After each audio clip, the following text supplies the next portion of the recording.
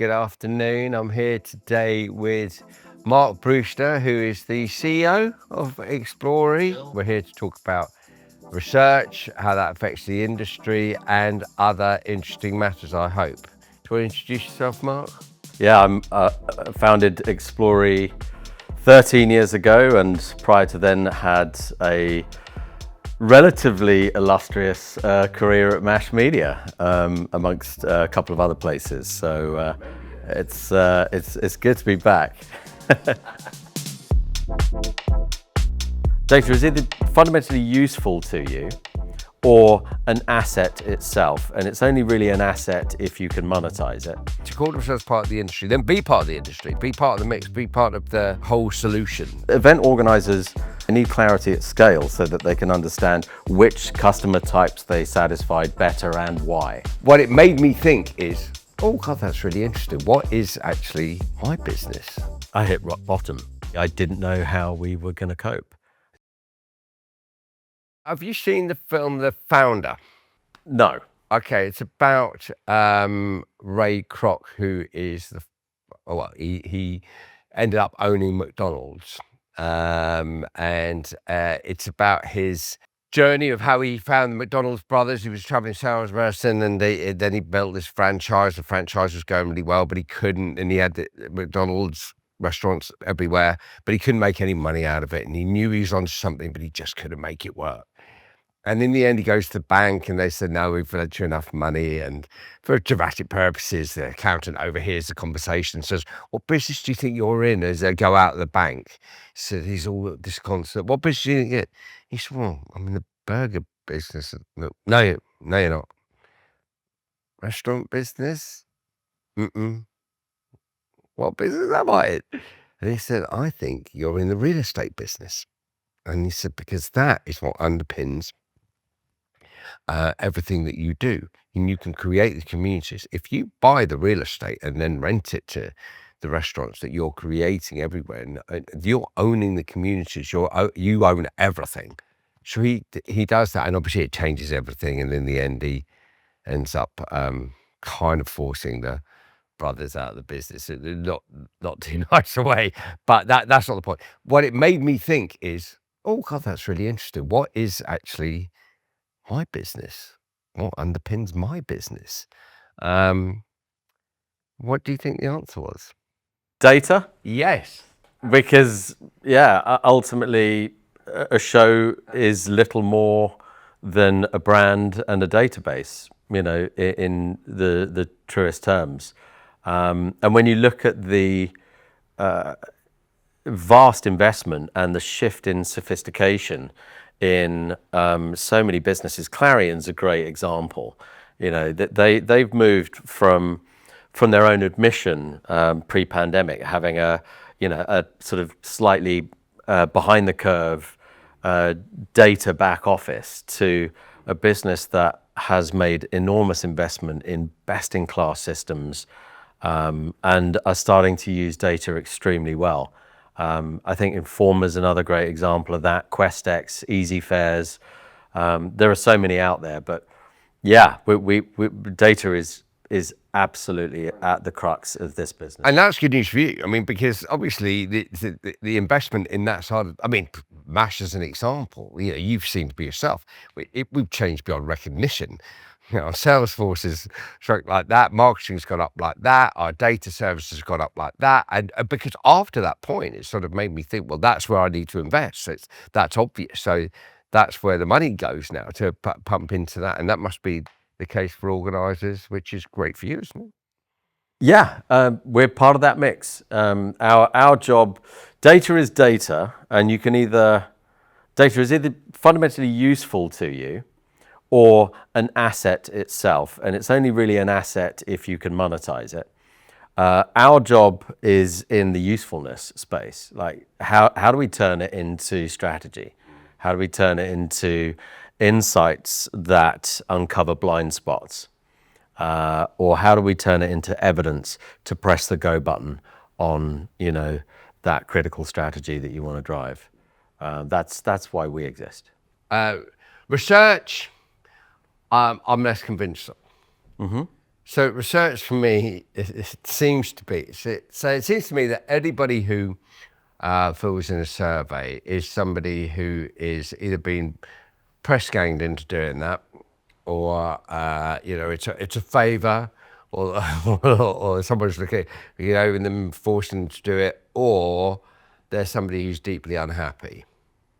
So you're not really getting a true reflection of your audience with surveys, with exhibitor research, with visitor research. It's either bottom of the barrel people, people who come in and moan about everything. And that doesn't give a real reflection. It's not the first time I've heard that argument. No. I hear it far less nowadays than I did Exactly, because everyone's 13 already said years ago. Can't be bothered repeating. I mean, look, the global research industry is something like $150 billion. And, research depends on balanced, representative sample. And the post-show survey as one of the critical listening tools that organisers use is very well established and very well trusted, and was long before Explori was on the scene. So we did not invent that business model. It is a misconception that when it comes to events, only somebody that's highly affected negatively or positively would take the time to complete a survey. In far lesser moments of customer experience being measured, for instance, you go to an airport toilet and you've got the smiley faces, people really do tend to be bothered to touch the potentially dirty buttons when they're particularly annoyed by something. So yes, surveys or data collection can have bias in them. But the great thing about event experiences is that they are immersive, time-consuming, expensive. They've always been a choice and a sacrifice that you need to make to go and put yourself out there. They can be uncomfortable, they can be life-changing and career-changing. They are amazing moments, and as a result, the motivation to give feedback in such a type of customer experience is strong enough. And what we've been able to observe in our data, many hundreds of thousands of surveys, evidence this, is that the data is balanced. Otherwise, the satisfaction chart on a 5-point scale would be U-shaped. You'd either get highly satisfied or highly dissatisfied responses. And so if that was the case at scale, then our benchmarking data would be U-shaped as well. And it's absolutely not. The average person's voice is very well represented in a post-show survey. Of course, there are ways to mess that up if executed badly, but most organisers are highly motivated to get the best data they can. And if there's a problem with the data, then our system has fail-safes to catch that, and we would advise the client accordingly. Okay, so for example, I've seen some of your surveys about awards due. So if you asked me about an awards due, let's take the AOs or whatever. I don't be too harsh if it's one of my own, but let's take the AOs. But if you are, I've seen the breakdown of the questions, and if I answered all of them honestly, what was the pre-dinner drinks experience, pre-lunch experience, awful, hot, stuffy, couldn't get a drink, terrible. What was the food like? Really bang average, dried chicken, same old nonsense. What was the act like? Oh, it was okay, blah, blah, blah, blah. Length of the awards too long, etc., etc., etc. Did you have a good time? Yeah, I had a great time. I think you're hitting on a really interesting point here, but and one for which there is a massive misunderstanding. We do a lot of education amongst our clients on this, and there are big differences between hygiene factors and core satisfaction drivers, and that's the same for absolutely every business. And so I ran an event in October last year alongside M.I.C.E, and the hygiene factors for that event were all over the place. The room was too cold, the acoustics were terrible, the chairs were uncomfortable, the food was late, there was an AV outage. It was a disaster from a hygiene factor perspective. But it scored extremely high on overall satisfaction, on net promoter score, on value for time, on the overarching performance metrics. And the reason for that is exactly the right people were in the room, having exactly the right conversations, and they were able to add enormous value. And so one of the key things in interpreting research data is to understand what a core satisfaction driver is versus a hygiene factor. And the argument isn't therein that you can ignore the hygiene factors and just, let them, go to waste. It's there's always an argument to be improving on your hygiene factors, but not at the expense as to what really drives the value. And so I think if you look at the example of an award survey and you consider the extent to which people have gone to that awards event because they want, food of a particular level or a comedian entertainer of a particular level versus they wanted to network, they wanted to be a finalist, they wanted to win, come away with business leads or new relationships. Those things are what drives the real value in an awards event, not the chicken. Well, unfortunately, I get what you're saying, but the problem is that you're putting me in a negative frame of mind when I'm answering this. So, did I enjoy this? No, not really. Did I enjoy that bit? No, well, not really. No. Did I enjoy that bit? No, I can't honestly say I can. What about that bit? No. Okay, what about the whole event? Well, now you've said all this. I did until now. Now you've ruined it for me. You've ruined it for me. Well, I think that's the possibility, right? Suddenly someone who's feeling quite good about it, is suddenly, it might be someone asking about me. Do you like Julian? Yeah, I like Julian. Well, are you sure? Do you like his attitude? He can be a bit controversial. Yeah, he can actually. Maybe I don't like that. What about his nose? That's a bit big, isn't it? Yeah, that's true, actually. What about the fact that he's always going on about Italy and West Ham? Yeah, that's true, actually. And despite all of those things, I still like you and would still be a Julian promoter on the server. But other people get talked out of it. I think you're massively overplaying the extent to which completing a few questions on some of the event experience elements colours the overall ratings that you get. And of course, there's something to be done with survey design in terms of the order. Most people put their key performance indicators very early in the survey, and then they might do some hygiene measurement thereafter. So these things don't, impact. But when you're advising a client about doing a survey of any, do you ask them what response you're looking for? We normally advise them, but in every case, people want the best data that they can get, and they want the best answers they can get. But people want to know the truth. That's. But they don't want everyone else to know the truth. But the great thing about surveys is it's not public domain data. It's when everyone can come away from an event that you've run with a biased view of how good that was. And people are polite. When you ask people how have you found the event as the organizer, people don't go, it's been an absolute shit show. They don't say that because they've got manners. When people are given a more pragmatic and private opportunity to respond in a bit more detail away from that moment where they don't have to be polite. They can give you the honest truth. And that's, event organizers don't just want, they need clarity. They need clarity at scale so that they can understand which customer types they satisfied better and why, and what they need to do, listening to data at scale rather than responding to the noisiest voices on the show floor, because that can be a huge red herring. It can be very strategically misleading to follow, an idea or, a bit of guidance that a very key bellwether is particularly impassioned about, that doesn't at all represent the average exhibitor or attendee or key buyer group on that show floor. So That's why listening to that data at scale is so critical, and why it's becoming more and more critical, and that's evidenced by more and more organisers of corporate events, conferences, trade shows are deeply engaged in doing this process better than they did even 5 years ago.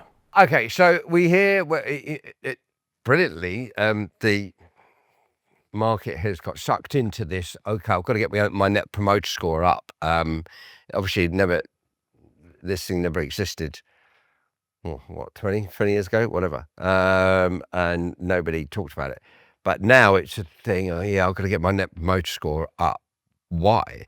Has it affected people's shows? I haven't seen it affect people's shows. I haven't seen any information. I haven't seen any data. I haven't seen any surveys say that anybody who gets continued net promoter score at this level ends up losing their show, or their show declines, or the reverse, or any combination. In fact, I've seen nothing other than we're told get your net promoter score up because that's a positive thing. Why? Who cares? I think it's a really good question. And even in the research world, since Net Promoter Score was started in the early 2000s by Bain and SAT metrics, it had plenty of critics in terms of the way the scale works. It classes people as promoters, detractives, and passives based on where they land on that 0 to 10 point scale. And there was a lot of underpinning research that was done to validate those categories. And from a pure research perspective, could it potentially be done better? Or could a model be developed for this industry to measure advocacy better? Potentially, yes. But that ship has sailed. Net Promoter Score has become a trusted brand that the city and private equity, venture capital firms consider a fundamentally important metric. And when you look at what Net Promoter Score is designed to measure, and a lot of people just conflate it with satisfaction. Okay, ultimately you're looking to deliver event experiences that are valuable and satisfying, okay, for everyone involved. When you're satisfied, and satisfaction in of itself does not drive the value of your balance sheet or your P&L. What does is what satisfaction predicts, and that is likelihood of return, i.e. the loyalty rate of your attendees. If people attend more willingly and with less promotional investment required, that is a substantial financial advantage to an event. The other is, of course, advocacy. If acquiring tomorrow's customers is that much easier because today's customers are advocating for your event that much more than they were in the previous cycle or cycles, then you're marketing your event and selling your event into much more favorable conditions. So when you look at satisfaction, likelihood of return, and Net Promoter Score, you're really looking at a predictive window of the conditions, the customer experience conditions that you've created, the reputational conditions that you've created for your event. And that's why it's become so important. I will say we did a study on this a few years ago to look at events with high NPS and low NPS. And with the samples of those events, we looked at their growth trajectory. And Net Promoter Score from that study was most certainly commercially predictive and reliable. And so whether from a pure research perspective, you like the scale, you like the way the questions phrased or the categories work, it, as far as our analysis and data informs, is a important commercial metric. And so I can't see our clients giving up on it anytime soon. And it's become an important benchmark that people want to track against for those reasons. I get that, in theory, yeah, in theory, that should be great. But in reality, exhibitions are a robust model. We know that we haven't got past the fact that exhibitors will come, all the ingredients are laid on for them. That doesn't mean they'll have a good show, even though their competitor might. It's all the organiser's fault, always, as we know.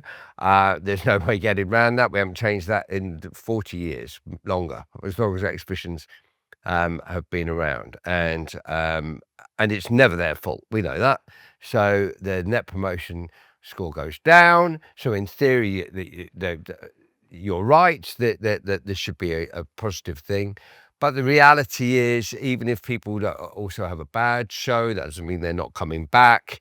It doesn't mean that they wouldn't recommend it. They could recommend it on that day, or a different day they might not.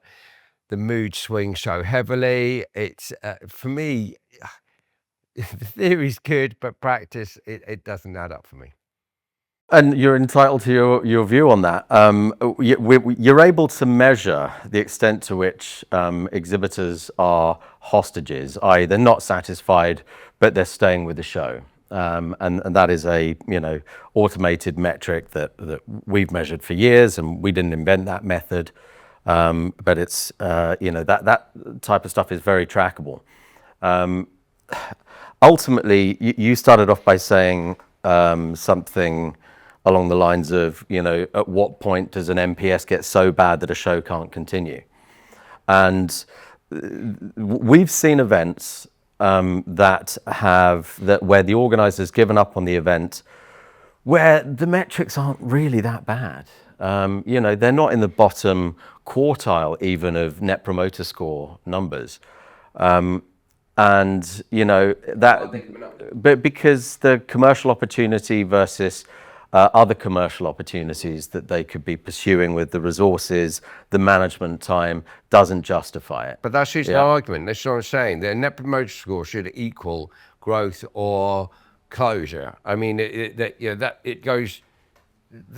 should be the equation. If we could all rely on that, then okay, all we have to do is go on net promoter. But that's not the way organisers are using it, because they're also looking at the market conditions, the broader economic conditions, the market growth opportunity, and so they might be willing to struggle with an event asset that's underperforming, going through a troublesome phase in its life cycle, because they can see that the market's going to go the right way, and they're willing to back that horse. I've also seen organisers with scores that are totally untenable, where they've passionately believed in the event and they're not giving up on it. And I've seen some amazing success stories of organisers that have turned around an event that had no right to continue to exist. And I admire the depth of character and courage that it takes to turn around any business. That's QED from my point of view, isn't it? That's what I'm saying. That for all the net promoter scores, whatever, in the end, if the organiser believes, yeah, of course, and no matter what research is being thrown at, if the organiser believes and can gather that community, that can make it work. So why bother with all the net promoter stuff? To know what you're up against, to know where you are, to have clarity. It's like, why bother looking at a map when you're trying to get somewhere? Why bother looking at your finances when you're trying to buy a house? It's, whatever you're trying to do, know where you are, have clarity, know what you're up against, and if it matters, measure it. Those events that were in the doldrums, that probably had disastrous negative NPS scores, also track them improving as you do a better job, and have that data validation. It's another lens on things that is more predictive than waiting for the next year's finances to confirm that you've performed better. I think the industry's become, to your point, it's an industry now that's built on data. I think everyone is savvy where it comes to the interpretation of their data and the opportunities in front of them. Or certainly more savvy today than they've ever been in the past. And one of the absolutely critical factors that makes that possible is benchmarking. You need contextual interpretation that you can rely on. And that is precisely why Explori has cornered this area of the market, because we believe in accurate interpretation and using data to the best of your ability.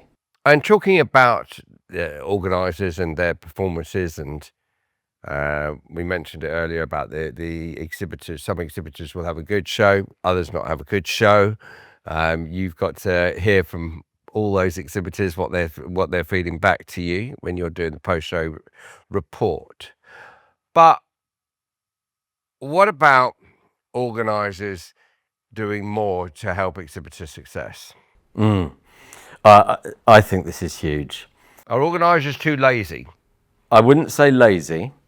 I would say that there was a time when organisers there was a cohort of organisers, and a fairly substantial one, that was really, that lent in through a kind of conventional approach to do exhibitor training. And what many of them found was it was a bit too much effort, given the engagement that they got from their exhibitors across the board in that training, to continue to invest what they were investing in. Yeah, because the ones who got it were the ones who turned up to training, and they'd be a lot, less than 30%, and it's the 70% who didn't think they needed training, which would normally need training. So you never improve things there, but you've got exhibitors turning up to shows, not working the stand. The organiser's done everything they can, or have they done everything they can? And this is a point of raising of my blog. It's like, is that enough? We can't just allow exhibitor poor performance, and then they'll moan about the show. They'll always blame the organiser. But what else can the organiser be doing? So, well, therein lies the question. But first of all, I think organisers, and again, there's a spectrum. There are some that do really good work in this area and have a highly consultative approach to sales, and still do exhibitor training and are very supportive strategically with each and every exhibitor. But those are the exception rather than the rule. In the software industry, there is a critical function called customer success. You see massive churn for so many software platforms, whether it's your finance system or your survey system or your management system or whatever. If those solutions are not used well enough, then people will discontinue those systems. And so customer success in the SaaS world is all about de-risking that and managing the way the customer uses your product, and having early warning signs and tracking the data and intervening. And I think the average trade show organizer is far too laissez-faire. And by that, I mean that they don't intervene enough. And there's an expense to intervening. But I think exhibitor performance it's something that I actually, I mapped some time ago and shared it with some of our clients. But exhibitor performance is perhaps one of the most fundamentally growth and asset health driving characteristics in the whole trade show business model. And the good thing is that our data evidence is, and our recent research evidence is, that exhibitors have actually got better. They've got a bit better out of necessity. If we roll back to 2015, exhibiting at a trade show, while it's always been a premium marketing investment, there were substantial numbers of exhibitors at trade shows that took it for granted, that sleepwalked into the same space at the same show without much imagination or strategy.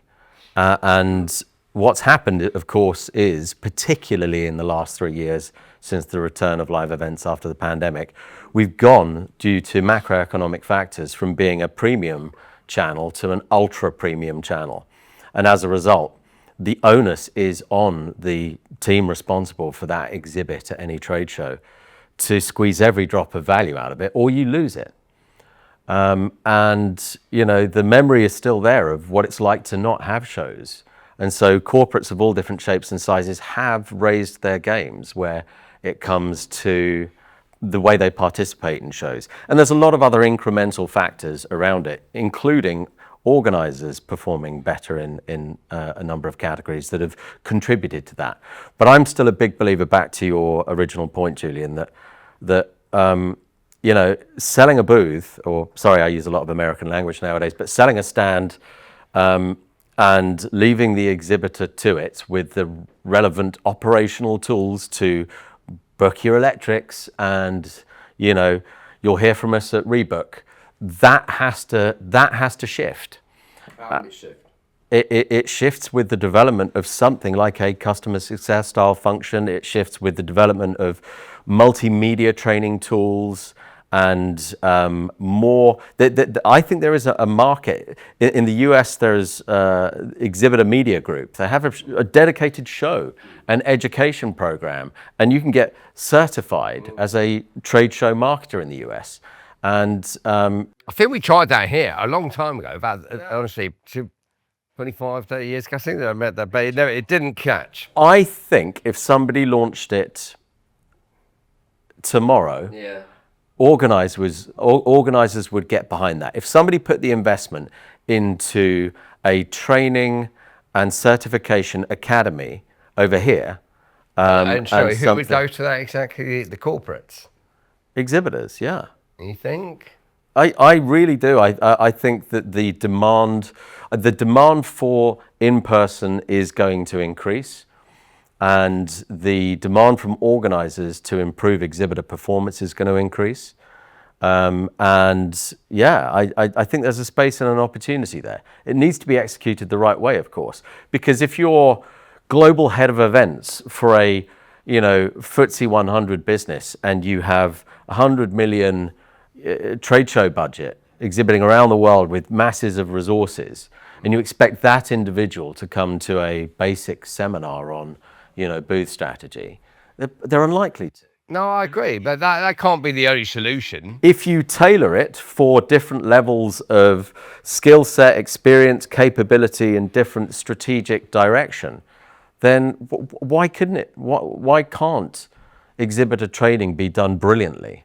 And why does the onus of all of it land with the individual organizer? Because you still got to get the exhibitors there, and I think that's the flaw in that. But the market's changed, and the exhibitors' appetite to drive their performance at shows has changed. I like one of the things that you did with your shows years ago, which is where you made it mandatory to come to the exhibitor training day, and a fee was waived from their booking that would be reinstated if they came. And then, so if you actually add enough value to an exhibitor training day, and you create the right networking opportunities, maybe even bring some buyers to it, and have some potential buyers do a panel discussion about what they'd like from the show, and add some other value layers to it, but show the exhibitors from the get-go that it matters. Say you've got 400 or 500 exhibitors. You need somebody having that conversation with every single exhibitor. You're going into this with your eyes fully open, right? What are your objectives? And that takes a while because they won't come with a set of objectives. So that you have to. And I know this from our own experience. We've done this, and it's not an easy. I would urge caution with saying they won't come, because exhibitors are many and varied in terms of their sophistication. And so there's already a cohort that don't need loads of customer success because they are strategically on the ball. And there's a cohort that are really open to that, and then there's a cohort that need a lot of education. In the software industry, a customer success professional can look after anything from like 80 to 300 customers per year, depending on how automated and systemized it is, depending on the exact lift and the nature of the software. I don't think covering 400 or 500 exhibitors with a intelligently designed, systemized, semi-automated process is at all a level of investment that the average trade show organizer couldn't get to and wouldn't see phenomenal returns from if they did it right. 2 salaries potentially, and a little bit of system investment. And you refine that, you get better at it year after year. And you know what the exhibitor feels? These guys actually care. They actually care, and they're around the same side of the table with me, problem solving.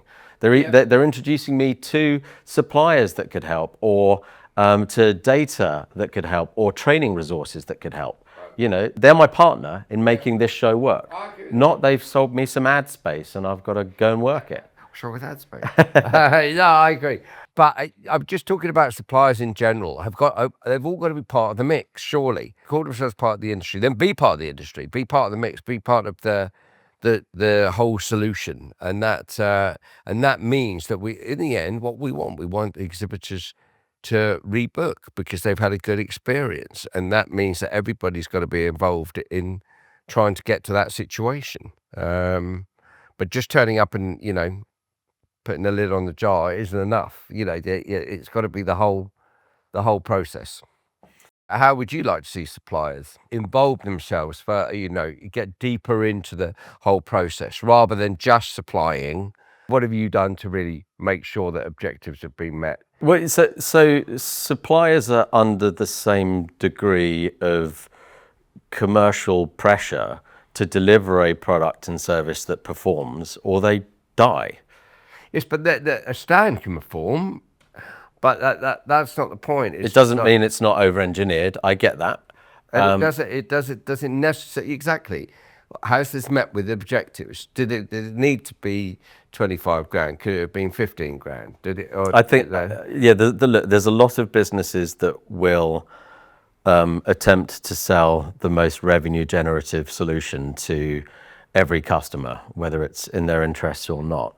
The stand build industry is, first of all, huge. It is absolutely huge.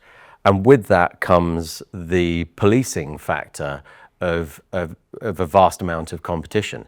Exhibitors have huge choice, and they need to choose stand, design and build partners that will execute brilliantly on the brief and price appropriate to their budgets, and execute well for them strategically time and time again. And if they don't, they lose the business. So I think they're under much more commercial pressure. I don't think they're laughing all the way to the bank. I think the reason why this is such a big and fragmented industry is the fact that they are hard businesses to scale. They're difficult to run, and they've got a whole load of their own challenges in their space. And so I don't know what I would have them do differently that isn't already to some extent policed by the commercial necessity to deliver value for money against the customer's expectations. Back to this point I was making about the chief exec of this major organizer speaking with their bellwethers. He was having a customer success conversation. He was intervening where he saw customers grossly overspending on brand wow factor at one of their shows, with a concern for the longevity of their relationship with the show as a result. I'd say if customer success as a function was present and well executed in the organizer's model, then the organizer could have more influence over the selection of suppliers. Yeah. One of the things that was frustrating to you was how little, say, the organizer has over the breadth of suppliers that are in the mix on the show floor. No, I think it's more. I think the frustration that I see or that I hear from organisers is that you just want everybody to be pulling in the same direction. So if you are earning a living out of my show, then at least come and help the show. Don't just take from the show. Come and help it. Give me some insights. Add some value to the whole piece. You talk to me. This exhibitor's objectives are these. This is what we've done to help that. Add something. It's not just, oh, here's an opportunity for me to earn, and or is that show going on again? Oh, okay, I haven't got to go. It's put something. Add an ingredient. And yeah, I hear your frustration. But here's where I'm challenged by it. Conceptually, there's nothing wrong with that sentiment that wouldn't it be better if, right? But if it's idealistic to the point that, you've got companies that provide coffee machines for shows, right? And, how, apart from delivering the best coffee machine at the right price, with good friendly service and reliable delivery, and apart from that, what are they supposed to do?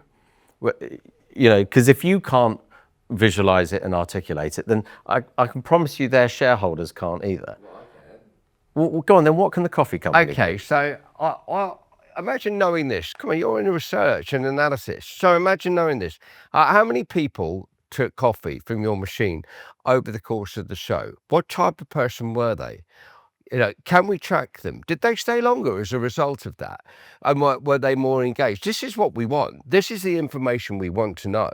Having came back for a coffee, what type of person, what type of visitor came? You can scan their badge, so you've got all that detail, the timing that they took, and if you can track that visitor and find out if they actually when they left the show. So does actually somebody having a coffee keep them in the show? Because they've had a good experience, they're caffeine driven. This is what I'm saying, and this is just off I the. don't think the coffee company can do it. The point is, you are no, hold on. You asked me a question. What I'm saying is that's an answer off the top of my head. If I sat down with a coffee company and said, "What else could we do actually to further add that this is a great thing to have at the show?" Do you see what I mean? That we all should be doing that, whether it's that or something else. Of course, we all should be doing that. Does it help? Does that make further visitor exhibitor engagement? Yes, it does. And I can give you some insights, Mr. Organiser. Fantastic, or Mrs. Organiser. I fully believe that everyone should have the best evidence they can in data terms, for whatever it is they do, to help them do it better. That's why we exist. I think it would be wonderful if we, as an industry, could find a way to engage all the suppliers, some of the suppliers, in a more show-centric, industry-centric mindset to be pulling in the right direction, as you say. And I think that the industry bodies that could affect that type of thinking and create campaigns in those directions include, ESSA, AEO, UFI, and M.I.C.E Media. What else to do, exactly? Well, the majority of ESSA's membership are the stand builders and the general service contractors, and What do they do? The association, what does it do? so they provide support to their members, and there's a legal and HR service that is pretty helpful for some of them, because they get into disputes, and they champion discussion and research, all the things that associations are aiming to do. And I'm not going to take a position on whether or not I think ESSA could do more. I'm sure ESSA themselves think that they could do more. But every organisation is limited to its resources. Sure. The point is that there are quite few companies in any industry that actually are truly about the industry, and aiming to affect the industry as a whole or in any kind of significant way. The vast majority, if you look at the telecoms industry or the medical technology industry, most of those companies are investing significant amounts in research and development to develop a product, to take it to market, to satisfy customers, whoever they might be, with an end user, and to make a difference in whatever way. And the average one of those medtech or telecoms companies, they're not thinking, how do we make a difference to the industry as a whole? Their shareholders aren't, their leaders aren't. They haven't got a budget line for that. And that's because their motivation to be in business is to survive and thrive and satisfy shareholders by doing a good job with a product that does what it's supposed to for its customers. The wider industry, very few people care about. As long as the industry isn't, nosediving, and that it's not impacting their P&L as a result, that's as far as they're concerned. In the trade show industry, you care about the industry because you are an aggregator within the industry and a media business for the industry. So you've got a fundamental responsibility as a purpose to care for the industry, and you do very authentically, and nobody can question that. Explori actually cares about the industry because we are an aggregator. Our job is to create collective intelligence, and while we're not a media business, we are very much in thought leadership and education with a view to making the industry better and scaling what we do. The industry associations exist to support and make the industry better or bigger, whatever you want.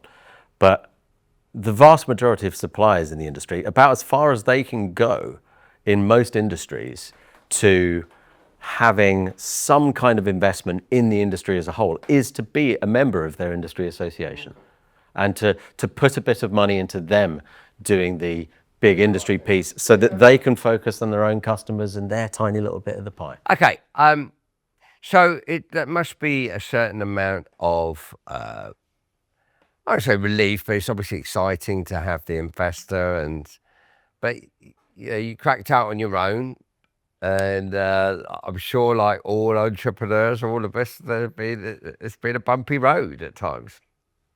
Yeah, it has. And I've never felt, alone in the sense that I co-founded the business with Aaron, and he's always been there to support me, and I've always had, friends, including you, that I know I could always turn to. But it can be very hard some of the time to reach out, and that's because you're always, when you're building a business, you've got to project, right? You've got to show your employees, your customers, your potential customers that you're confident and that you're winning. And actually, when things are really tough, that can make you really lonely and make you feel very exposed and frankly depressed. And so I've had a couple of moments in my career where I had to really fake it and felt very vulnerable. Well, you faked it well, because I couldn't tell you where they are. But it's, yeah, that's part and parcel of running a business, isn't it? It is. I think one of the biggest barriers, and it's not just me, but it is the resilience and the emotional strength that you need to build a business. One of the things, I can't remember who said it now, but to launch a business, you have to be willing to die in the gutter for your startup. I heard an American say. Doesn't sound American much. But the reality is, it's not just die in the gutter for your startup. You have to be willing to die in the gutter for your business after 10 years of running it. Yeah, and some people do. Yeah, exactly. Yeah. It takes an enormous emotional toll, and there are points where you're scaling a business where the risk profile is higher during scaling than it was in startup. Oh, God. And that's really hard to take when you've got battle scars and a lot at risk, and like me, you're desperate to live up to your promises and to not let anyone down, and that can put a horrible amount of pressure on people. The low point for me was the end of 2023, where both Explori and ELX had a difficult time at the same time. My wife and I had two very young kids, and one was just a baby at that time, and we were just absolutely exhausted. And frankly, I didn't know how we were going to cope. I didn't know how I was going to cope in business or in life, and I was not well at that point. And I So how did you come through that? Just keep moving. I hit rock bottom. I was massively overweight. I was drinking far too much. I wasn't looking after myself at all, and I just felt so bloody miserable that I knew something had to change. And the first thing that I changed was my relationship with exercise, and I made a point of you know, no matter how much I didn't want to do it for the first few weeks or even months, get up and, you know, go exercise. Yeah. And that was huge in terms of starting the day well and getting the blood flowing, getting a positive mindset, and the sort of therapeutic effect that looking after yourself, investing in yourself has. And since then, you know, I have lost a load of weight and improved my diet a lot.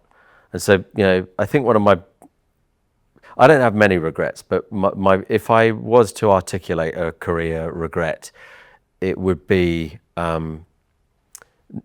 getting to the point where I had looked after myself so badly that I wasn't really able at that stage to function well. So what would your advice be to young startups then, or coming into this industry? Would you buy something out of a different industry? You love this industry, what? I wouldn't change a thing in terms of my choices, and I actually think for many years, event techs, you know, by comparison to the investability and the valuations that you see in fintech and medtech and martech and all the other areas where you could have taken technology as an entrepreneur, that, you know, event tech was the dud choice by comparison. But actually, I think that's going to swing. I think that over the next 3 to 5 years, events are going to boom. And I think the right event tech entrepreneurs doing the right things, and then they're not necessarily the early adopters of AI either, because you know there are thousands of people with a beta AI product at the moment that want to jump on the bandwagon, and they're not necessarily the winners. I don't think first mover advantage in such a fast moving technology world is actually that much of an advantage. But yeah, I think event tech is going to be a great space to be in the right market. So many of the serendipitous conversations I've had at events over the years have been at the bar, you know, or just the networking, or in a breakout, and you get talking with somebody who's not a target customer, but they've got an idea, and you know, it opens up a new angle of thinking. So yeah, that's a bonus. That's the cherry on top, not the rest of the cake. And most exhibitors want to buy the cake. Do you exhibit? Yes. Do you like exhibiting? I don't love it, but Why not? Because I'm more introverted than you'd think. Well, then you don't have to be on the stand. Yeah, but I do, because you know that's actually pretty important for me to learn and to meet with some of the buyers that I want to see existing customers with whom I have a relationship. I'm not always on the stand. I'm often, you know, off speaking, bar, you just or said.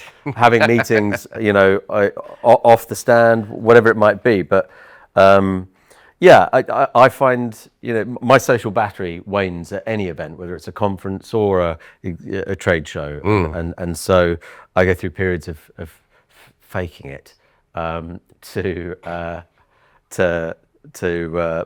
get the job done. But then there are other times where I love it, you know, when the energy levels are right and I've met somebody great and there's real chemistry, and you know they're the wonderful moments that you just can't achieve sat in your office. You've got to get out there and experience it. So no, I'm a huge believer in the business model, and I've experienced it enough times, you know, for ourselves for it to be more than just talk. So what next for Explori then? You've got this investment. So what's all that about then? It's the first in a sort of rolling close investment approach that we're taking. And we raised with the EVG group, that's the Events Venture Group. I have to say that was a brilliant experience. Why? Because first of all, of how well organized it was by EVG. EVG is, the process is run by one of its co-founders, Marilu Paez, who is an excellent operator. But it's the quality of the entrepreneurs that they've got in that group and how seriously motivated they are to invest in the right businesses. Right. There's a very interesting dynamic between them, where it takes a couple to really see the value proposition, and actually they work some of the room for you, which is interesting, because you're not entirely in control of that narrative throughout. But we were, I guess, lucky. We had the right champions, and you know, we were delighted. It exceeded our expectations in terms of the quality of the process, the sort of timeliness of the process to get to close, and the breadth of the investors in the raise. Yeah. And also how additionally personally invested those investors are. Like I could go to any of them and say, could you help me with this? Or I've got this problem, can we bounce it? And they would be so fast to come to the table, because these are invariably entrepreneurs that have solved a lot of problems in their time and can really help with that lateral thinking and, you know, that base of mentors. And that's one of the reasons why I have favored raising with private investors than going down the VC route with Explori, because you get so much additional strategic benefit with working with entrepreneurs. So what's this investment designed to do then? So we have an enormous opportunity in front of us with AI, and the survey industry, the survey platform industry is on a fast growth trajectory, which you'd think, why is that? Well, and that's really because of AI actually enhancing survey platforms and automating analytics, making what people can do with surveys better. So there's significant growth expected in the survey platform market anyway. And we happen, I think, rather fortuitously to be in one of the best markets for surveys, you know, of all of them, because I think events is going to be huge. So AI is extremely additive to what Explori will bring to the industry. We will, over the next year, be democratizing the Explori platform and removing the barriers for anyone and everyone running an event to run a far better survey process and get automated intelligence that much faster, that much more reliably, with that critical benchmarking, enabling it to be strategic and easy to interpret. So that's one of the things that the raise is for, is the expansion of a self-service automated proposition. But it's also about all the other ways in which we can enhance the product. And, you know, there's a list as long as my arm of ways in which we can do things better. So I'm super excited about what we're going to be able to do with the product, and how that's going to enable us to expand. And ultimately, as a business, we exist to create the value of this collective intelligence and for our customers to benefit from the comparison to it. The more we are able at Explori to analyze more intelligently the central data that we create, the more we can operate like a brain for the industry. And the industry is going to go, it's got a bumpy journey ahead, albeit one in the right direction, with all the challenges that we face with carbon and cost, and disruptive formats and shifting customer expectations and everything else. So I think Explori's purpose has never been stronger. I think if we can capitalize on the growth opportunity and do more with the collective intelligence that we create to inform the industry and give a competitive advantage to our customers, I think we're going to be a really important part of this industry moving forward. Okay, so are there different products then that we can buy off you, that the industry can buy off? There are. Yes. Any that are? Well, so we have a product for corporates running corporate events. We have a product for trade show organizers, conference organizers, and we've just launched a product called Explori Lite, which is perfectly suited to the market of, say, conference organisers that have a very broad model, where they're running lots and lots of smaller style events. It's also very well suited to corporates that run a very big small meetings program, where they might have, 1,000 events or meetings of, under 100 people. And, they need a very templated, very smart, very fast, very automated approach to listen to all of that, without a high price point, without a lot of lift, with something that's very easily repeatable. So is that an entry level thing, do you think? Explori Lite? No, it's designed for a particular type of event program with that breadth of long tail, if you like. It wouldn't be what we'd be selling to M.I.C.E Munich with 30 enormous trade shows where everything needs to be the optimum depth of research per event. But it would perfectly suit a very large conference program. Okay. So you see a boom time coming for events 3 to 5 years, and are you selling out then at the peak of that? Have you had enough? Who knows when we'll sell? We have ideas about when that might be, but I think it's going to be a bumpy ride for the industry, but absolutely, as you say, It's always a bumpy ride, but it seems to keep, but on it goes, and it's a powerful beast. Exactly, and as long as we're part of it and we continue to do a good job, then I'll be thrilled and satisfied and proud. Mark Brewster, it's been an absolute pleasure as always chatting to you about industry, cabbages and kings, and putting the world to rights for the events industry. So I'll give you Mark Brewster, everybody. Thanks for coming in. Thank you, mate. Cheers.